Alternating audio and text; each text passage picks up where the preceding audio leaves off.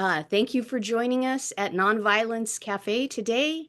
Um, I encourage all of you that are joining, feel free to put in your name if you like, or where you're joining us from. Um, Normally, Nonviolence Cafe is a really large Zoom meeting, but because this one was so popular, we've gone to webinar format, which is less than ideal because we can't see your lovely faces for those of you who share video. But you can see George Lakey, which is the most important folk I think that you need to see right now.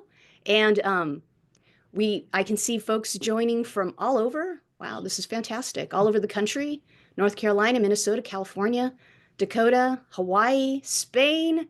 Wonderful. Ohlone Lands, Michigan. Well, you all can see this yourself if you look in the chat. So, but I'm so thrilled. We are in webinar format because more than 500 people, or about 500 people, have signed up to be part of this. And I can understand why, because George Lakey is our guest. And to be honest, this is a dream come true for me to have George Lakey here as part of Nonviolence Cafe, the subject of a wonderful new film that hopefully you've all had the opportunity to see, Citizen George. You gained access to it by registering for this cafe. And if you haven't seen it yet, I've got some good news for you. It should still be available and accessible to you today and tomorrow. I understand that we get cut off sometime late tomorrow, Friday. So if you haven't seen it yet, don't miss the opportunity. Do see it. I was just rewatching it again yesterday and felt more inspired and said to myself, yeah, of course we want to get this film out in front of as many people as possible. And then to have the opportunity to hear directly from George Lakey. Oh my goodness. Thank you, George, so much for agreeing to be here. Um, so as people join, feel free to enter, where you're contacting us from, where you're joining. Um, and we will be taking your questions today. Um, we will answer as many of them as we can. And if your question doesn't get answered, don't worry. We go through them, we look for unanswered ones, and we try to get back to you via email. So we'll do our very best to do that. If you give us a question, we'll do our very best to try to find you an answer. So we're 5 minutes into the cafe now, and I would like to welcome George again. Thank you, George, for being here. Thank you for agreeing to be the subject of Citizen George. Please extend our gratitude to the director and everybody who made that film possible, because I know it's going to be inspiring me for years, and I'll probably be returning to it often when I need a little energy. Um, and yeah, thank you. That So little boost. yeah, that boost, right? Every now and then you need that We all boost. need boosts. Yep. Citizen George film is going to be in my, tool bag when I need that boost. I'll be turning to it and thinking, George, yeah, you know, you've dealt with so much. So, George, I'd like to give you the opportunity to greet everyone, to share whatever you'd like about this film or anything that's on your mind. And when you feel ready, we'll turn to the group's questions. Okay. Well, for one thing, on my chat, there are a number of names coming forward of people who are on this call. And as you say, I regret that I can't see everybody's faces. And on the other hand, it's so delightful that so many of my old cronies and activist friends and so on over the years have chosen to join us today. And I'm just feeling very warm and, and delighted that I'm among so many people that I know, and also a whole bunch of names that I don't know and new people to meet. So I'm really grateful to you for setting this opportunity up.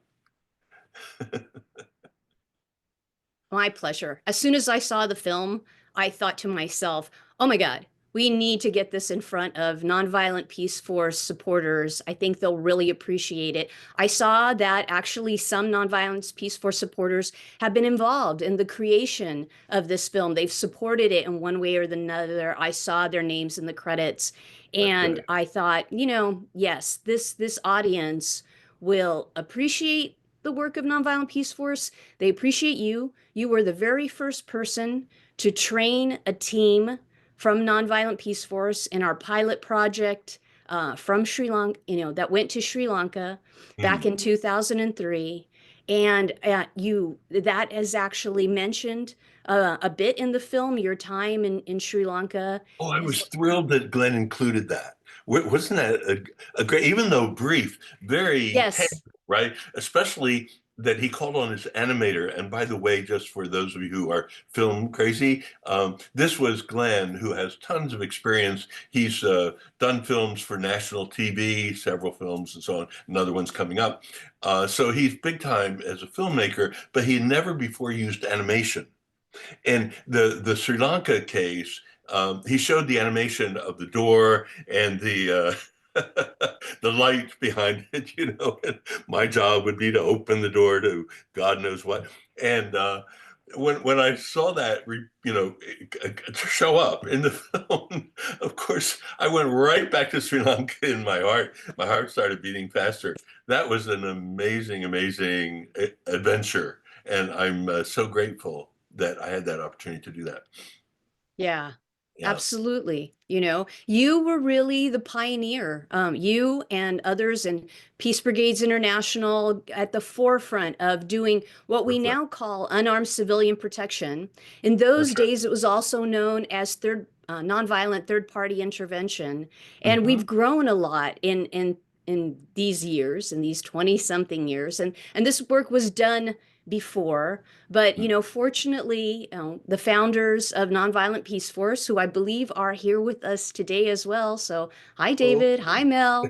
Um, and Mary Luat, if you're watching as well, who also did a great deal for Nonviolent Peace Force, had the vision that we needed to expand this greatly. mm. That there's so much need in the world, and that maybe many more people could be involved in doing this kind of important work, not just And folks maybe from close North to America. home, maybe not as far away as Sri Lanka, right? Right, Because exactly. there will be and already are attacks on people in our own, by we, I'm referring to us Americans, in our own bailiwicks. And we may be needed to do third-party nonviolent intervention in our own towns and cities in order to protect people who are, targeted by the Exactly. right wing. Yeah.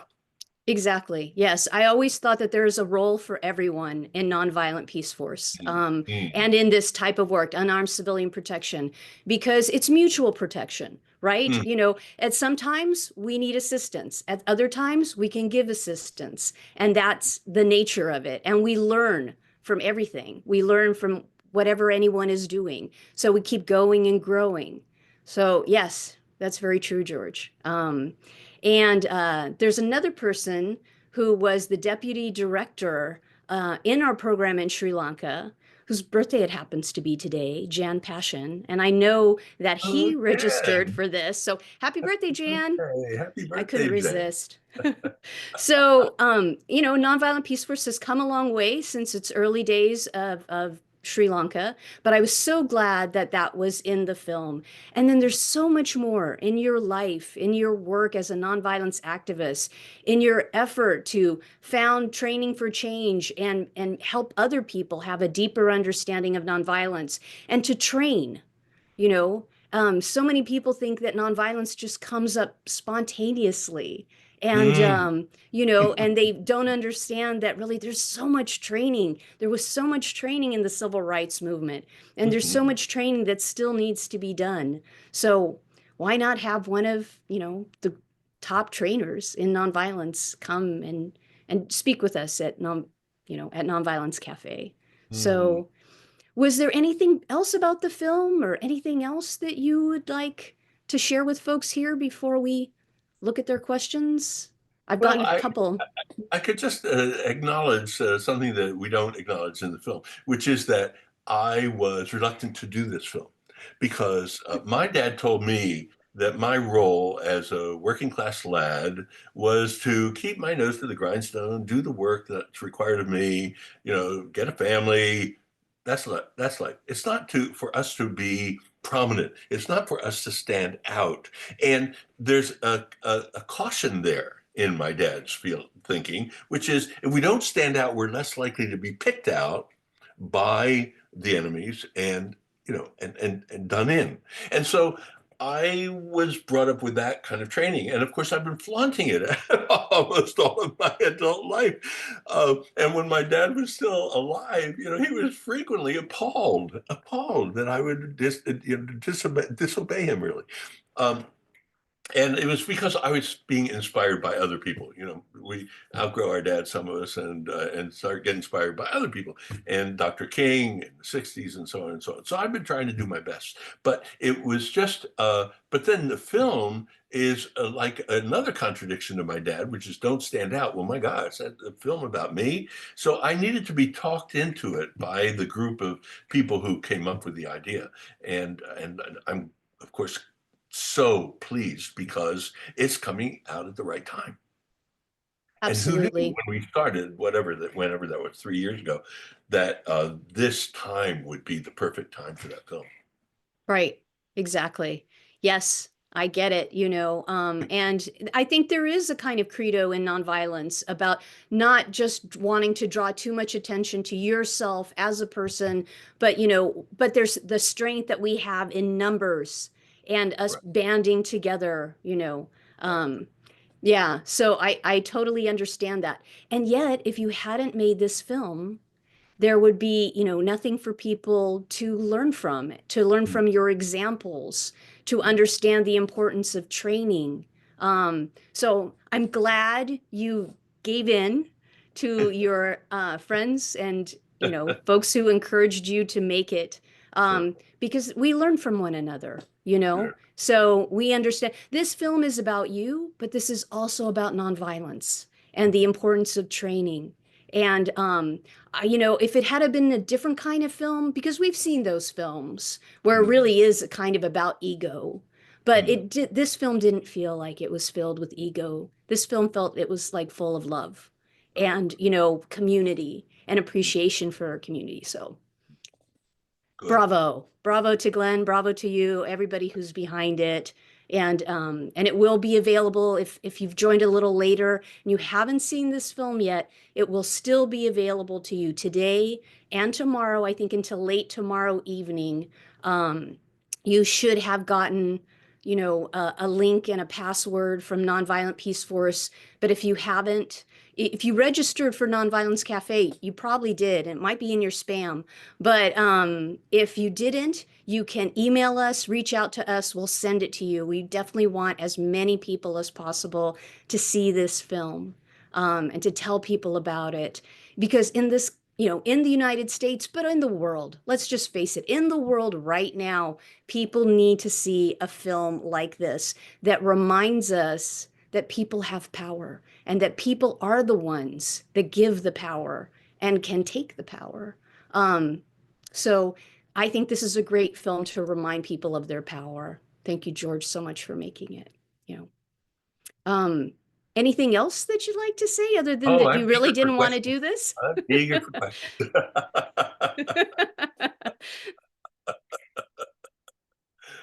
Yeah, I'm eager for questions. But Okay, let's start with questions. And I got one via email yesterday, and let me turn to it so I make sure that I phrase it well as best as I can. Um, let's see. Okay, and it is from Nayla Miller, who said, how do you prepare aspiring activists who have been traumatized by violent behavior towards them as children, not to be triggered by those types of behaviors by people in uniforms and people in positions of authority? For example, the police. Do you have any screenings for trainees? no, we haven't tended to have screening for trainings, and that I think is a a valuable thing to consider, but haven't tended to. The dynamics of the training, I think, do respond to the question of what might have been their past background that might be, influencing them today. And that is that if they were terrorized as youngsters, that was almost always not them as part of a group, but as an individual, right? For example, being overly disciplined by dad or something like that. So what we do in the trainings is really emphasize the community, the group, whether it's a training of 10 or a training of 30 or a training of 50. I like 30, but anyway, people have different preferences. The size, and forming small groups within, let's say we have 30, small groups of 6 or something like that.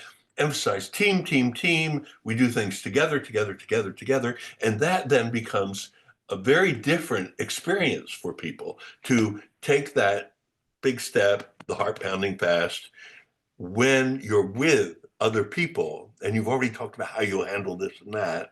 That's way, way different from the abuse that you may have experienced as an individual, as a youngster. So we're really trying to shift the context for people in such a way as to create new meaning rather than evoke old memories.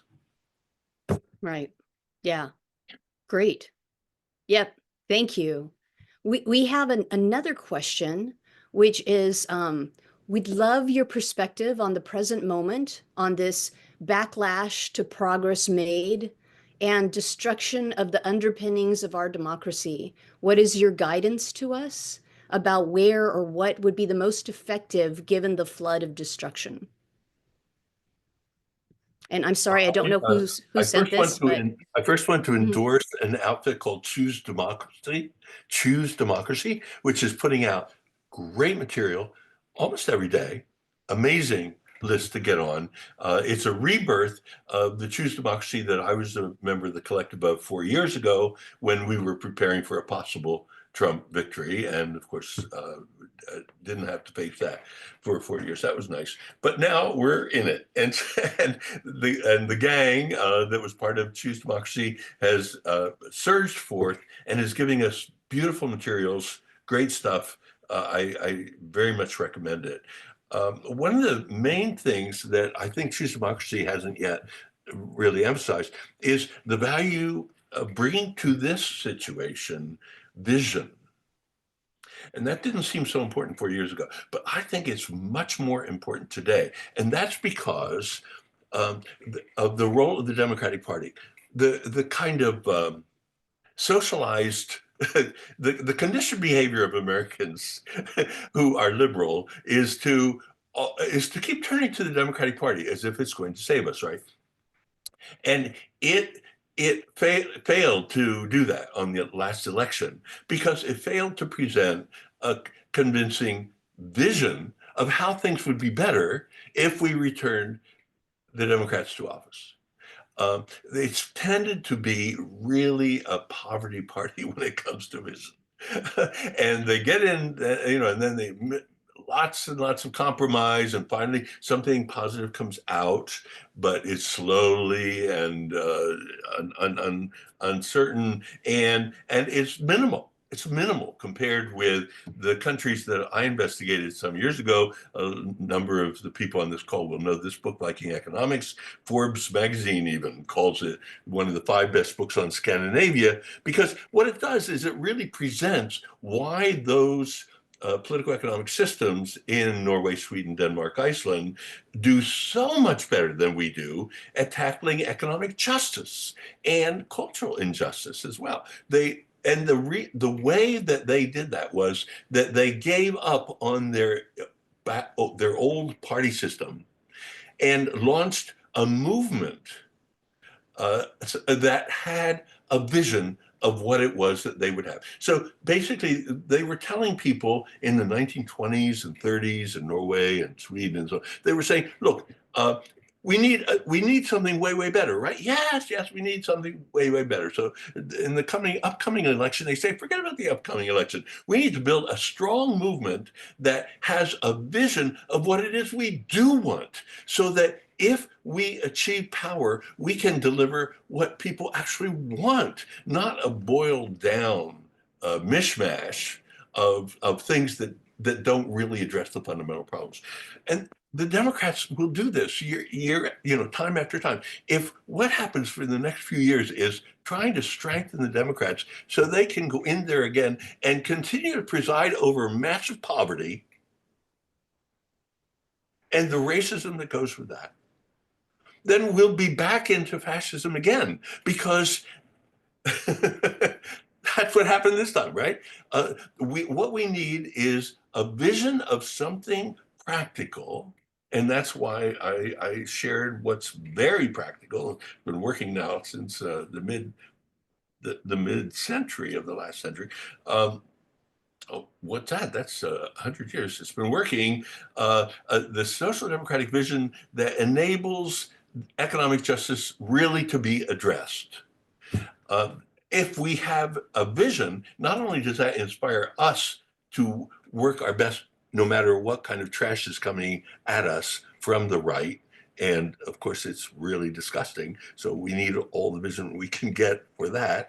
Where there is no vision, the people perish is one of the slogans I think your listeners will remember. But also, so it's not only for the individual to be able to keep going, but also because if we're bringing to people a vision of, this is going to be way, way better, then we don't have to worry about the Republicans winning. I mean, it was very clear. Pennsylvania, of course, was a key state. And would it go for Trump or would it go for the Democrats? And it was very clear. Lots of white working class people decided to go for Trump, who had been used to voting for the Democrats. So working class people, white people, even black people, even Latino people were giving up on the Democrats because the Democrats refused to deliver the justice that pretty much everyone knows is available. This is not a poor, struggling country, right? This is not a country that cannot provide for cannot provide justice for because of limitations, material limitations, and there's no excuse why we ought to go back to the failures, the failed Democratic Party, and say, oh, but next time you'll do it, right? Because there's no evidence that they will do it. They rejected Bernie. I mean, that was this key thing, right? How long ago was that? That was what, 12 years ago or so? They said to Bernie and the Social Democratic vision, forget it. We're not buying it. That's very clear. That was a very clear no. Continues to be a no. So please, I hope everyone here will not think, well, let's try to get the Democrats back. That's not the solution. The solution is a social movement, a collection of social movements, actually, coalition, that press for a vision of something substantially different. We deserve it, we should have it, and we can have it. Mm-hmm. It reminds me of the Poor People's Campaign, the current one, and their effort to really unite so that they can really move things in the spectrum. But Mm. thank you for that, George. I have another question from Paulo Bueno de Mesquita. Um, Most nonviolence trainings are community-based or at a local level. What do you see as the role of public education and higher education in training and education? I don't think they can move the dial because they are institutionalized. And institutions have only so much leeway. When there are strong social movements, as in the 1930s or in the 1960s, that are really pushing the envelope very, very strongly, that gives more space for people within those existing educational institutions to to uh, to be a little more adventurous. I was a beneficiary of that. I was a professor for a lot of the 60s at the University of Pennsylvania, and I've been a professor at Swarthmore College and so on. And I could see faculty members when we were being, when space was being opened by strong social movements, that was when curricula became a little more adventurous, and people took more chances in terms of introducing ideas that otherwise wouldn't be introduced. Uh, it really depends on that. We can't institutionalize our way into a new day. My sociological study has failed to find a single example of people doing that in any nation. So I don't see any reason why we would think we could do that now. No, it needs to be done outside the institutionalized spaces, and then push the institutionalized spaces, knowing that actually that is experienced by many of the people inside as, oh, we have some freedom to breathe. We can innovate. That's the dynamic we want. Mm-hmm. Mm-hmm. That's great. Thank you. Um, we have another question from Jan Hartso. Um, of all the challenges facing the world today, what do you see as some of the most hopeful campaigns to challenge the addiction to violence, war, and injustice? Hi, Jen. I'm so glad you're on this call, and I noticed that David is too. Uh, much love to you both. Um, I don't want to pick at this time. I don't. I think we're in a state of great ferment, and I have a little less confidence than I did 2 years ago, because I haven't been touring the country lately. And so I'm not willing to choose. Sorry. But Okay. I've given you a criterion already. Does this organization that was once my support, once my financial support, once my participation, and so on, is it offering a vision of something new and inspiring, or is it simply saying, let's block Bill whatever whatever in order, or let's advance so and so so and so? If there's not a vision, I question the usefulness of it at this time, even though at another moment in history it might be very useful. Great. Thank you. Yes, it's hard to choose, isn't there? When you have a world working for justice, for the climate, for nonviolence. I mean, actually, it's all connected, right? I mean, basically, we all have to work together, even though some of us may focus more on one aspect or another. Um, you know, it's we all somehow will find our way along through as we're working together. Um, we had a person, Fred Stevens, who asked about nonviolent communication, and Marshall Rosenberg. Any thoughts? Have you had much experience with nonviolent communication? Anything that you want to say about that? I've had enough experience with it to love it. I think it was a tremendous addition to our toolkit. And I'm delighted that it's been able to get into so many institutionalized settings and make a difference there, including prisons.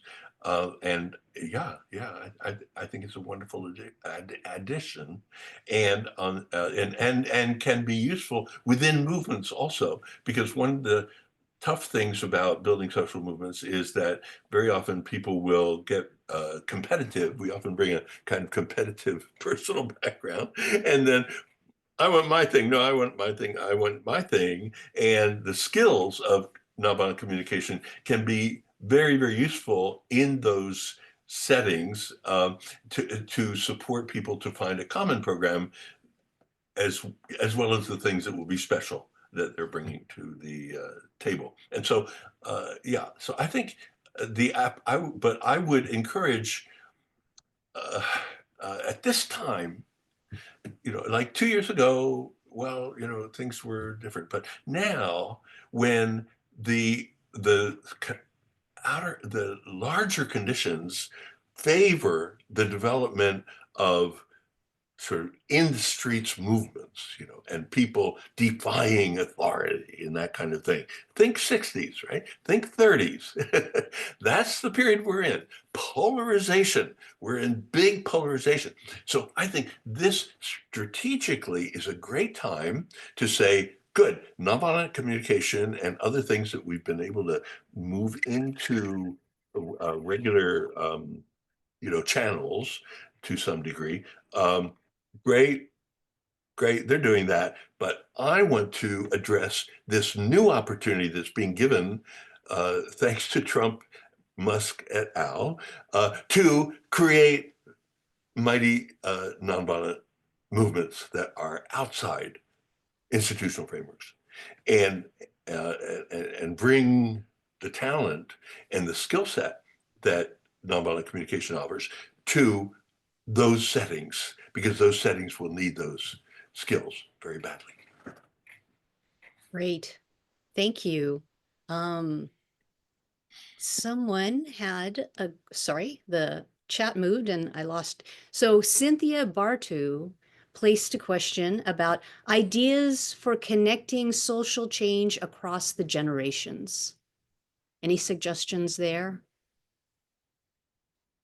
At a time when so many of us are quaking in our boots, which is of course the intention of the Trump Musk thing, to get us all as terrified as possible.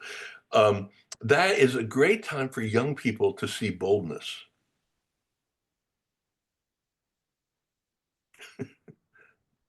You got it? Yeah. That is Okay. a great time for people to see boldness. That's what builds movements, is when we see, oh my gosh, this is a time, I am scared. I'm practically, I'm frightened. And by the way, I'm not just talking about other people. I am frightened too. It is, in fact, I think if there are people who are not scared these days, if there are people on the left or people or liberals not scared, I would wonder if you're in touch, right? So this is designed from the right to scare us, and so we get scared, right? So that's nothing new about that. I mean, the civil rights movement knew a lot about acting while you're scared, right? In fact, a lot of the great things that we have done in our lives, when we look back, we were scared to do, right? Or thought and then we did them. So this is that kind of time, and we're often inspired to take what looks like risk or chances, may really be risk, taking chances. We're inspired to do that very often by knowing somebody else who's doing it, right? Like with the Norwegian teachers, that's one of the studies I did when I was living in Norway and learning the language and so on. And I got to do some public school teaching and so on, and talked with teachers who had been teachers in the Norwegian school when the Nazis were running the country, backed by the German army, the Nazi German army. During the occupation, talk about fear. And and the teachers defied Vidkun Quisling, the Nazi head of the government of Norway. The teachers defied him. And he sent a bunch of them off to concentration camps and so on. It's a thrilling story. And because he was unable to get the Teachers Association, that was only 10,000 people, it's a small country.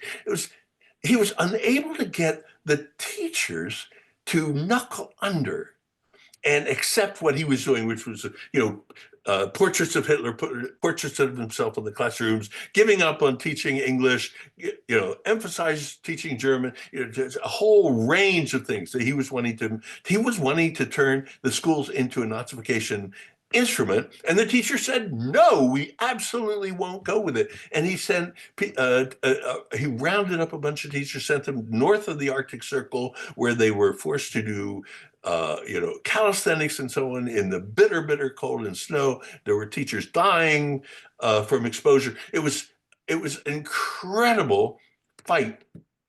The teachers being steadfastly nonviolent, and the school. So then he closed the schools, and parents said, well, then we'll do school in the living room. And they were doing schools in the living room. The teachers were invited into the living rooms to teach, and it went on and on for a good amount of time before Quisling realized, I'm failed. The big mistake that Quisling made was that he went to a teachers meeting just because he'd been used to, like that to the teachers. And he goes there and he looks at them and he realizes, oh my God, they won. And he made the mistake of saying, you have defeated me.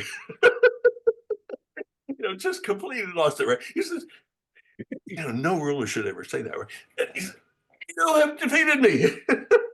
And then he thinks, oh my God, I shouldn't have done that. So he had all the teachers in the room arrested and sent off to jail because, to try to contain the mistake that he had made. There's lots of heroic stories that we can gather under fascist conditions, and they all have at their heart solidarity, working with others. I will if you will, right? And defiance. And that's what we're already experiencing in this country in small ways, and then that will grow and grow and grow as the fascist trend continues. And we can all be, I can't speak for you, but I'm only 87. Why shouldn't I be part of that? And why shouldn't we all be part of that? If we're at all physically able and mentally able to be participants in it, but again, always in a group and be part of a defiant thing.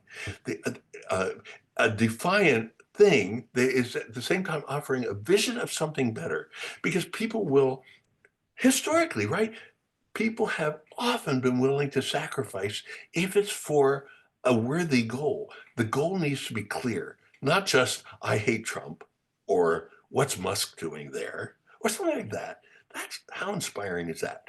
It's no, no, no. We have something better that we deserve, that our children deserve to grow into.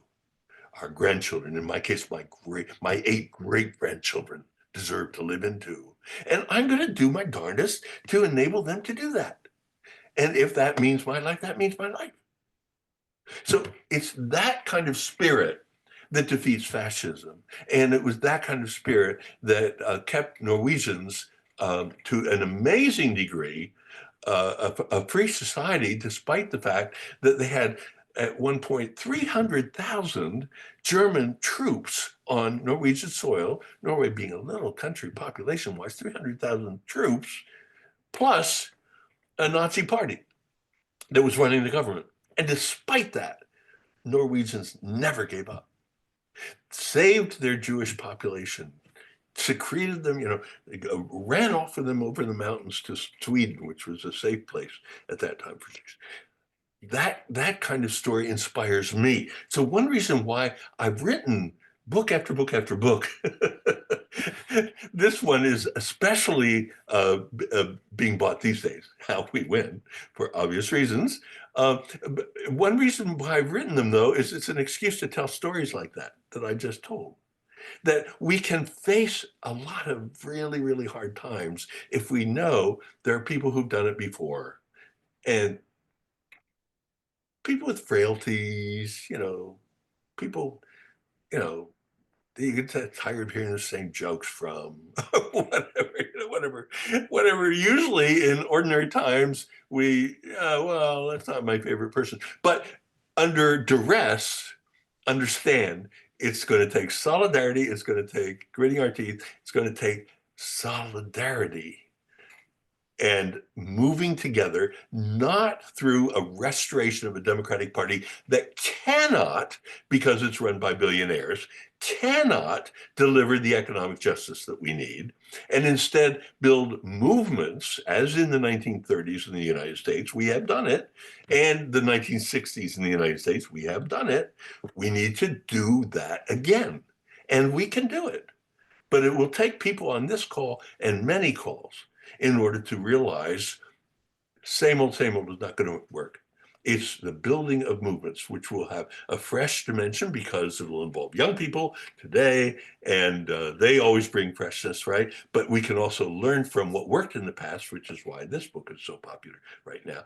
We can learn from this book and others and stories of folks who remember about what worked, and then do what worked and experiment. Great. Thank you. I I I think I saw it and then I've misplaced it, but I think I got the gist of the question was there anything that wasn't included in this film that you wish had been included? Does anything like that come to your mind?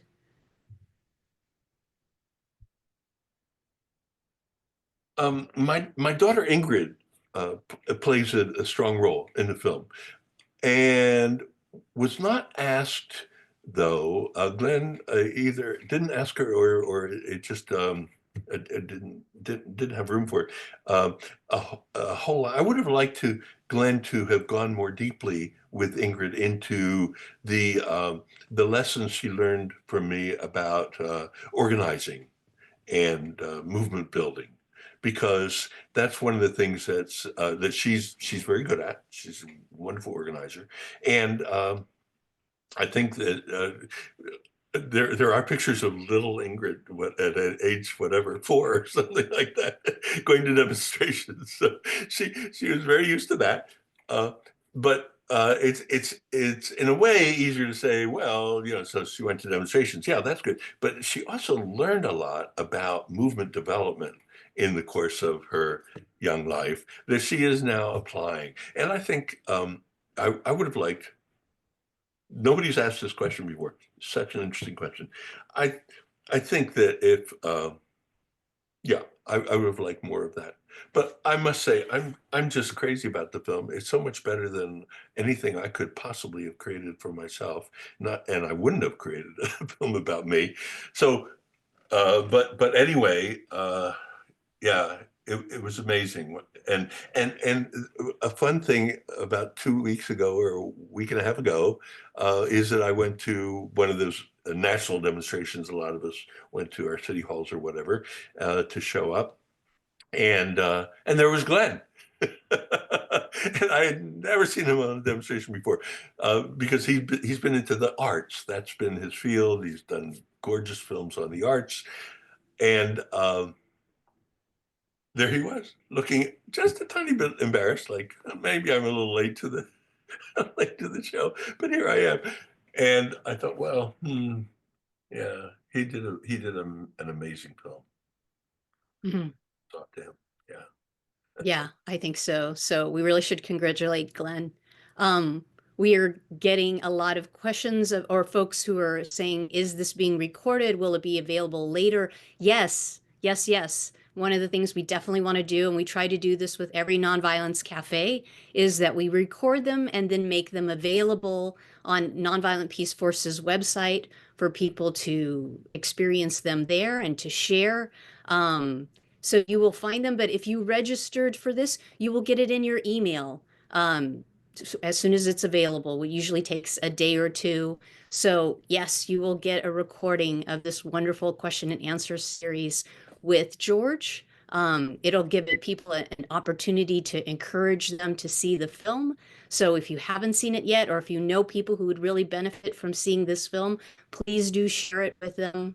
We have one more question from Nonviolent Peace Forces. We have plenty of questions, and I hope we're getting to as many of them as possible. And if we haven't picked yours, hang in there. We might still come across it, but we will get you an answer.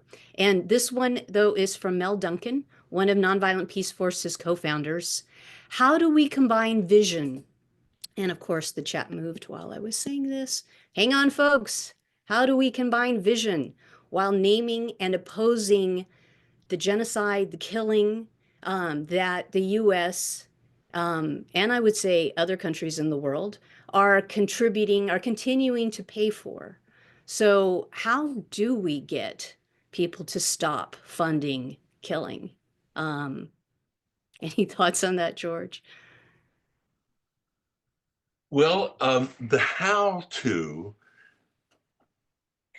is a strategy question rather than a vision question. But I think I hear Mel, and I'm so glad you're on this call, Mel, raising the question of vision, which is the state that our strategy is reaching for, the condition that we want to achieve by our strategy. So the civil rights movement had a strategy, which was mass nonviolent direct action, I mean, they had other strategies too that they used, but the spectacular ones were the Montgomery bus boycott and so on. And it was almost, well, at least in the early days, it was very vision led. You know, we have a vision of being able to get on the bus, and even if we're black, sitting in the front. That's our vision of how things can be different. And so we're going to start getting on the bus and sitting in the front and see what happens. As Rosa Parks was the leader of that, and or the initiator of she was the first person on the bus. It's so the vision is the picture of what it is that we want, and that I think is where movements have often been deficient. We haven't sketched out for people, and I don't mean it needs to be in great detail, but it needs to include some images that people can carry with them. Oh, you mean that if the United States uh, followed the movement that you're organizing, we wouldn't have poverty anymore, or we'd have the tiny bit of evanescent poverty that they experience in Scandinavia. That our countries, our countries would have economic democracy, so that there wasn't a lot of poverty and billionaires who had no idea what to do with their money. Oh, so that's one reason why I wrote Viking Economics, because it's easy to talk with people, I find, about real life situations that approximate what it is that we want. And then say, and of course, their conditions are different, stuff like that. So we have to take all that into account. But how about we go ahead and take the best that exists so far in the human biography, and project our version of that for our country, which is what Bernie was up to, right? And the Democrats threw him down the stairs, which is such a clear statement from the Democrats. I would think that, starting with them kicking him down the stairs and to today, we get a picture of what the possibilities are for getting a decent country from the Democrats. So that, to me, is a very big lesson that may take some mastication, some real thought for a while to realize, oh, well, I've been into a knee jerk, like every 4 years, let's try to get the Democrats and things will be better. Things will be better for whom? What about all the people for whom it will not be better? In fact, it will be worse.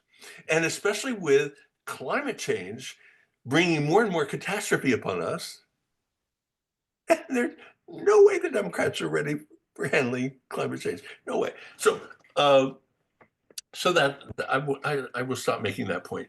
Um, but having a vision, and the vision that the Social Democrats came up with is one that is handling climate change, according to international ratings, the best in the world. They're always in the top 10 of all the countries in the world in terms of making adjustments to their own economies, adjustments to their own multiple ways in which they are adjusting their countries to the climate change demands. And they're ahead of nearly all countries in the world, are way, way ahead.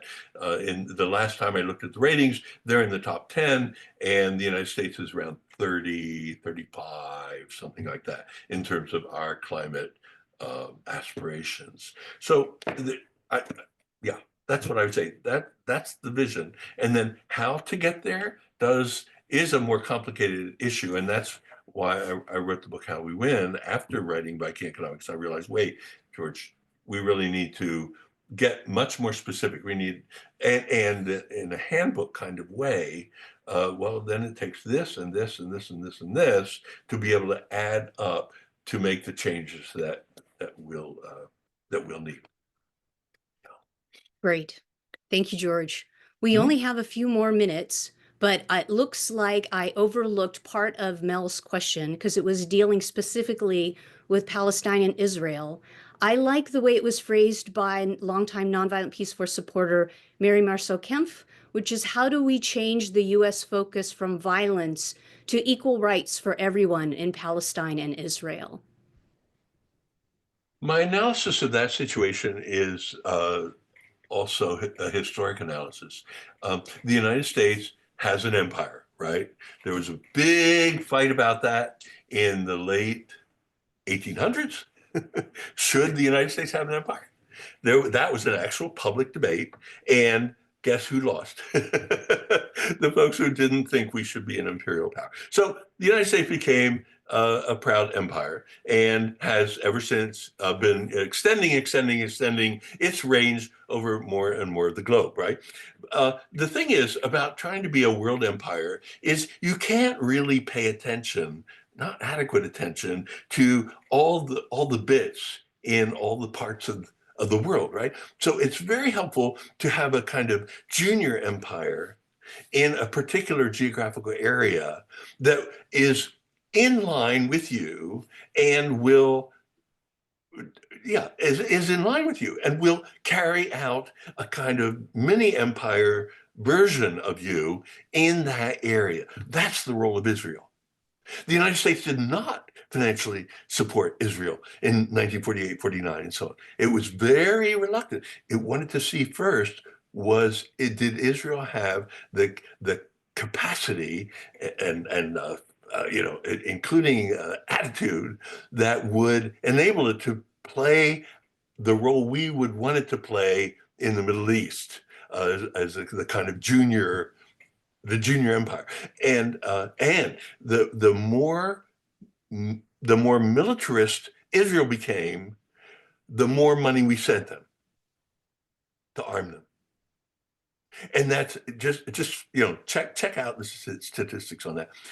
So obviously now we hold them very tightly. We need them. We need them to be running as much of the Middle East as they're willing to try to run.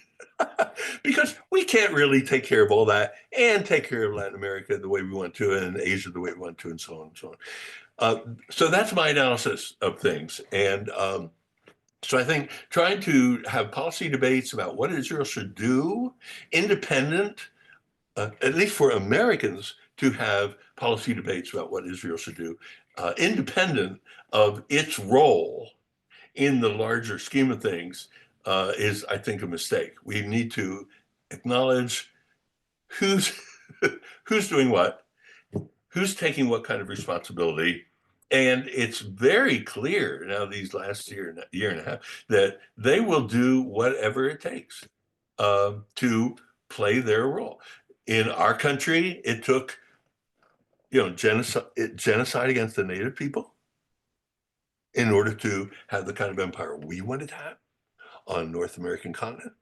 And so also Israel is willing to do those things. Good. Well, then we'll continue to shovel money in their direction because they're consistent with what the U.S. empire wants. So I think it's way easier for Americans to try to have an opinion about what Israel should do and not look at the conditions under which the broader context within which Israel has been functioning. The responsibility we need to take, friends. Wow. Thank you, George.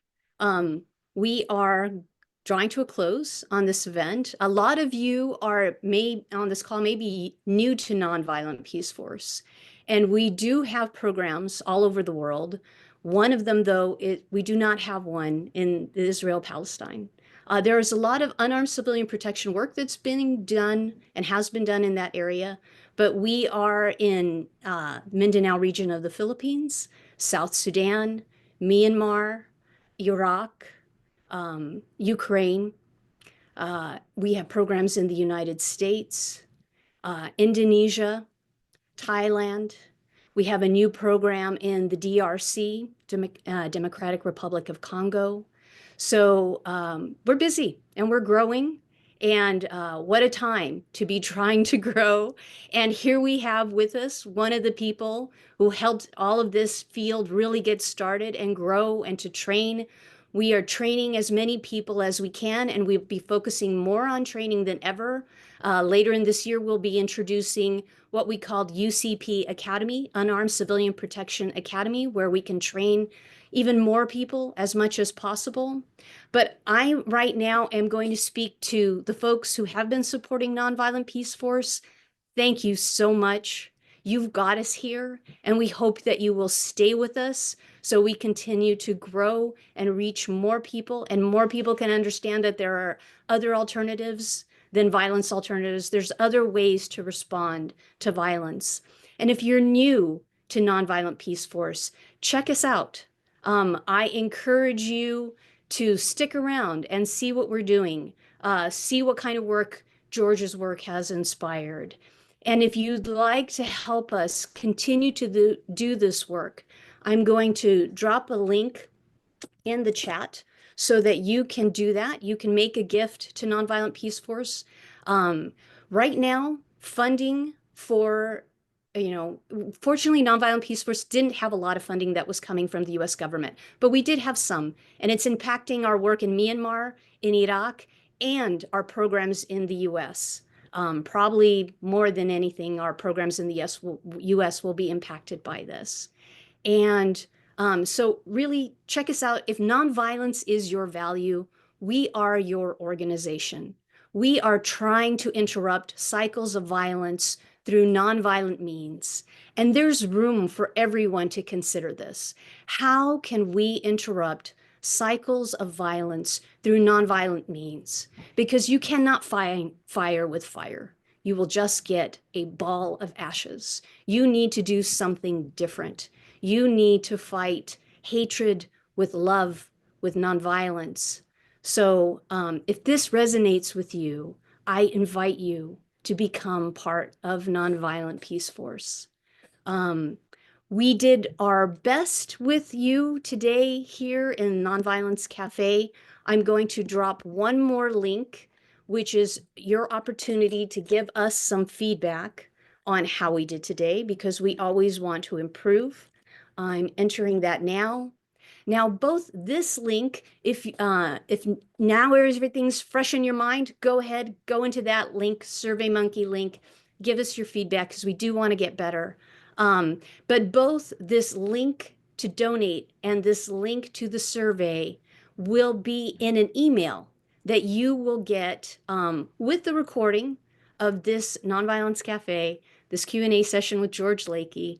You will get all of that in your email soon. So I just want to thank you for joining us, for taking your precious time and giving it to us today so that we could share with you. I especially want to thank George. George, thank you so much for joining us today and sharing with folks. And yeah, this feels like a dream come true for me. So thank you for helping my dream come true. And I think a lot of people's dreams come true. So please, George, if there's any last thing you'd like to say before we shut down, I'd like to offer that to you. And so much gratitude to everyone on this call today and anyone who's just watching the recording afterwards. I'm glad you're doing that. Oh, I would just so much like to appreciate you, the role of Nonviolent Peace Force. I mean, you folks are the avant-garde, right? The innovators. A lot of people on the call. I've just been looking at some of the names of the people who are here in the call, and it's an assembly of innovators, of people who are running ahead of the pack, right? And visionaries and innovators, and that's what we need to encourage each other to do. It can feel lonely sometimes, and it's just wonderful when we get togethers, even if they're electronic get-togethers. So thank you so much, Jim. Thank you, George. All right, everyone, take care. Take care of one another. Be well. Bye-bye.